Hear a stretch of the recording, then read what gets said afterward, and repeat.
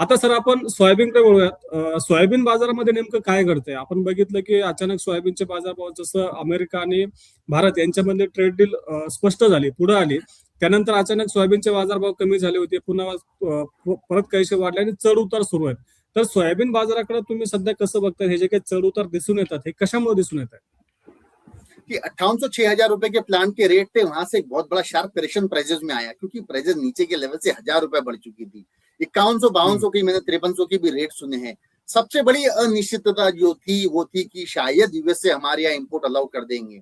अगर हमारे यहाँ वहां से इंपोर्ट आता तो डेडली चीप इंपोर्ट होगा, बट मुझे पूर्ण विश्वास है कि गवर्नमेंट ऐसा कोई कदम नहीं उठाएगी जिससे हमारे किसान भाइयों को नुकसान होगा।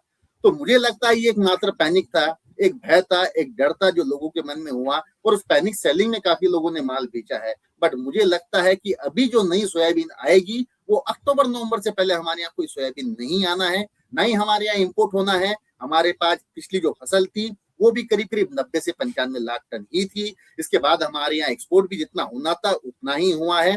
इंटरनेशनल मार्केट भी 1130-40 के आसपास चल रहा है। वहां जो तेल के भाव थे वो $55-54 जो थे वो भी $60 होकर आ गए हैं।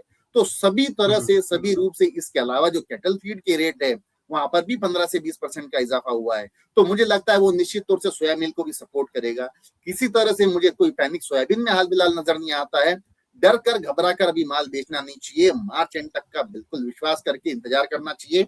और मन की बात में अगर कहूँ तो मुझे लगता है प्रोबेबली इस मंथ एंड से ही प्राइसेस में इजाफा होना शुरू हो जाना चाहिए।